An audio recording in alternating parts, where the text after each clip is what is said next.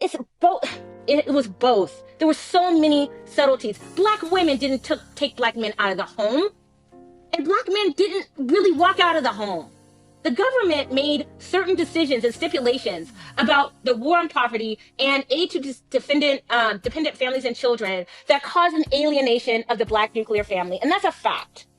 But the results of it were that black women could, and I saw, benefit financially of having children, as many as they like at one point. Like, this is in the 90s, as many as they like.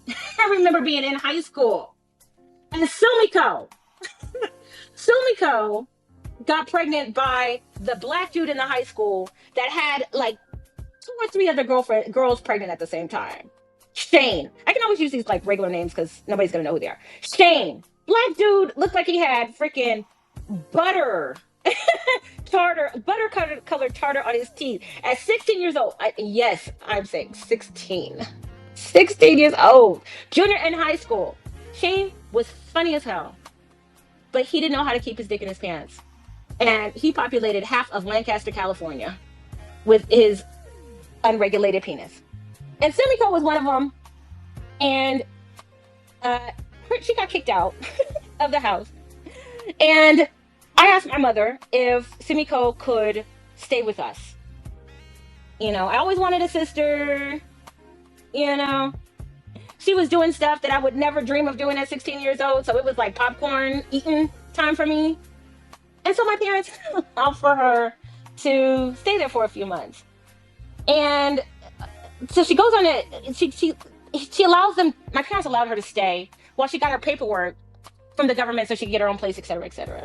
So she goes on, she has the baby. There's something wrong with the baby dies. And you would think like, okay, this is a horrible thing.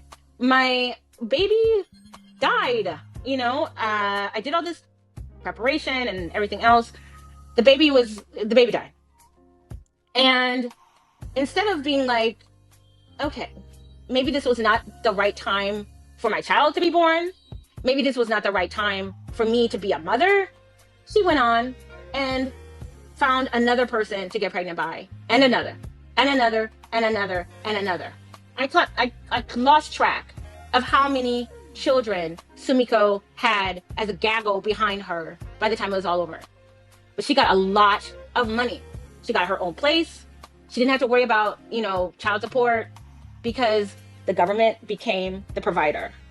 And that inherently is a problem. Why is that a problem? Not because black men are just naturally lazy and degenerate. I'm sure some are. In fact, I know some are. But it really is about human proclivities and behavior. Human beings like to do what is the easiest thing. They want to take the least hard road. And so imagine your government saying to you, hey, you have a kid by Pookie and Ray Ray? Oh, that's so sad.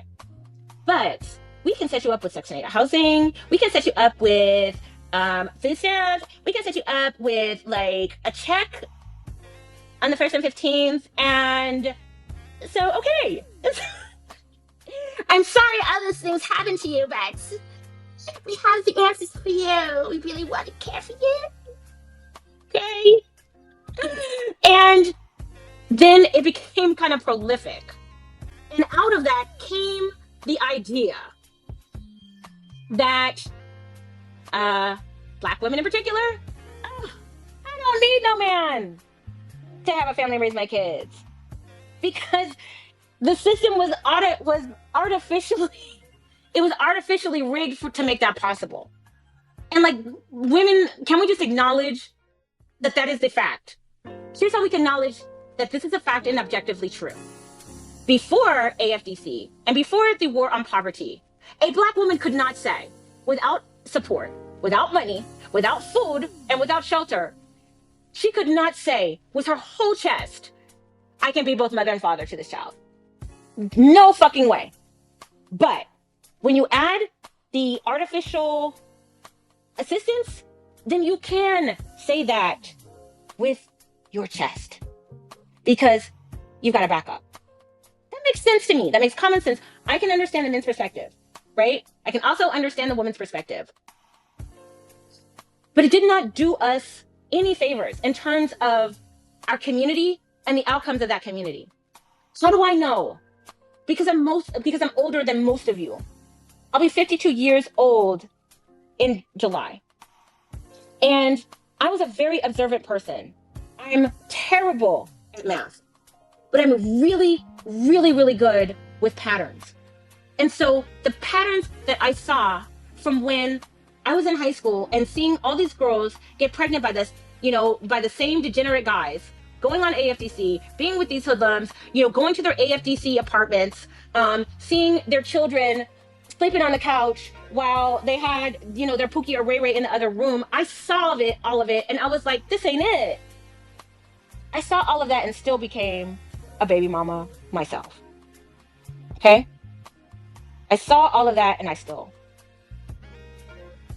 fell victim to it. Well. Winter must be here. I made a clip of, I think it was a slightly longer conversation about Crystal and Kerosene going off on Clubhouse. Now, me and Sergeant Willie P have been going back and forth with Crystal and Kerosene for the better part of 11 years, same kind of crap. And all the stuff she just said she used to deny, okay? Until she got the Clubhouse, she denied that it even existed. But now, guess what? Everything that we said, everything that I presented, because she disputed the Monahan report when I actually presented the video 8 years ago. Okay, she said it wasn't a thing, but now all of a sudden she's quoting it. We have proved that basically when Black women got welfare and when the division of the family actually started. Now, before the Black Manosphere presented this stuff, she didn't agree with it. But now she's claiming like she knew this all along, which is bunk. Absolutely bunk. Now she's admitting not only did she realize it, but also now that she's seen it in her own life, and she actually fell victim to it in her own life. But somehow it's always Jermaine's fault, right? It can't be real unless Jermaine is in it somewhere. Like she blames this Black guy, he has to be a Black guy, seeding all these women, these girls in high school. Now take it. She goes to high school out in a mixed community called Lancaster, which is majority white. This is why she talks like a Valley girl. Now, I know where Lancaster is. My kids were out there for a number of years before they moved back to the city.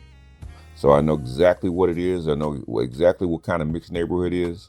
So I know exactly the kind of people that she's with. And it's a lower class, middle to lower class white neighborhoods and middle class Black people that escaped Los Angeles and moved out there 80 miles from Los Angeles. So this is not the hood. Okay, so what she's describing is not the hood. This is not Central Avenue where she grew up on, right? This is out way out, far away in a very mixed neighborhood. And the same crap is going on amongst Black women. Same stuff. And she, even in the video, she said she liked the recklessness of this girl. That's why she admired her, because the girl was reckless. And the guy that she talked about in this video seeded several women in that high school. So they knew who he was. It's not like he intended to seed them. They went to him because he was the local sperm bank. And a lot of times what Black women will not tell you is they're using guys who are a sperm bank because they can't afford to go to the sperm bank and get pregnant. So they go to the local Pookie or the local Ray Ray and have him seed her so they can actually go to the real baby daddy, which is Uncle Sam, which is what Kristen Karazin is describing that. And I actually had a video. Uncle Sam is black woman's real baby daddy. Uncle Sam is black woman's real baby daddy, and the black men are just supplement to that. So bravo to Miss Karazin for going red pill.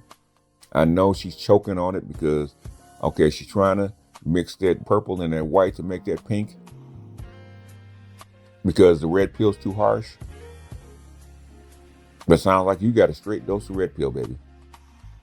Right down your throat. And now you're laying out all the stuff that we laid out many, many years ago. But it tells you that winter is here. Winter is here. The only way to warm up is pop them red devils, right? So that you can feel better. Because that's reality looking at you. So all I can say is kudos to Miss Karazin. You're finally here. After all that struggle and all that bashing of black men and saying how black men were lesser, you're finally here. What I really want you to see is you to go to the white, well, I think she did it once, to the whatever show. I want you to sit on the white panels with white women and talk about white men. That's the one thing that we have not seen.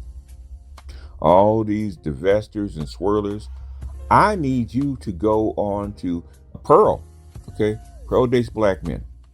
How come you haven't gone on Pearl's show? How come you haven't shown up as a guest on Pearl's show, even remotely? She's a white woman. She talks to white women.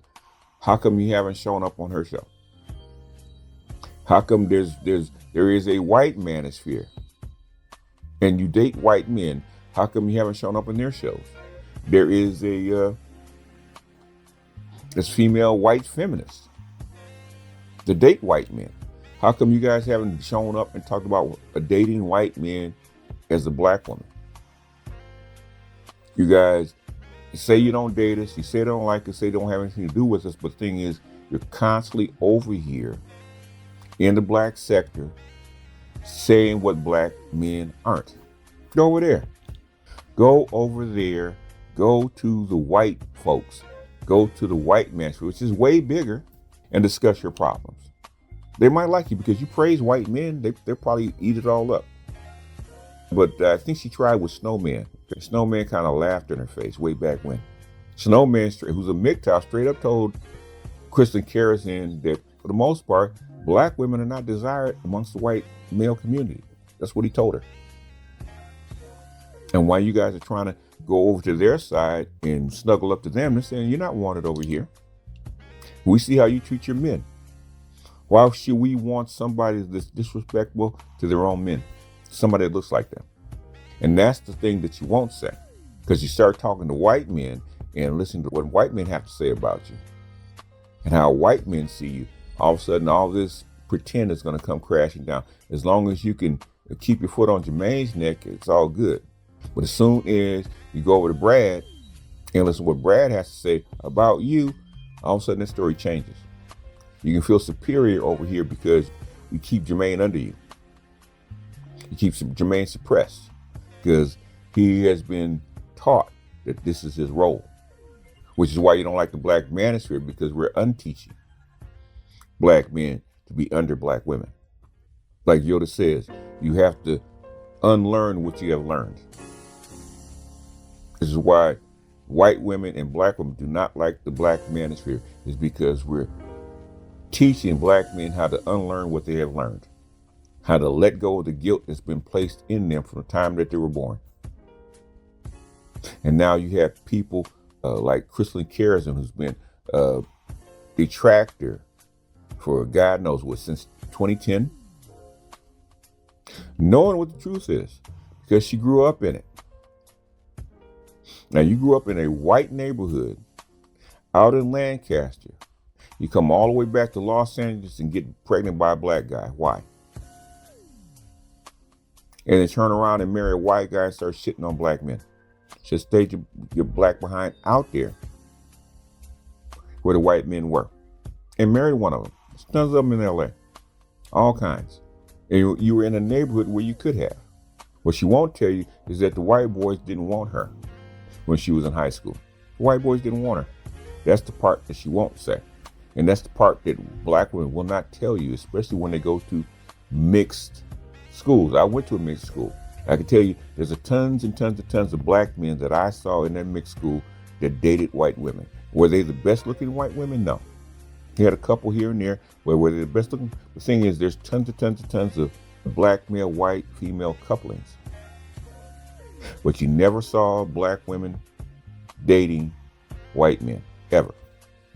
And I went to a white school from the time I was in 4th grade to the time I went to college. In high school, even amongst their athletes, they didn't date. Basically, you never saw it.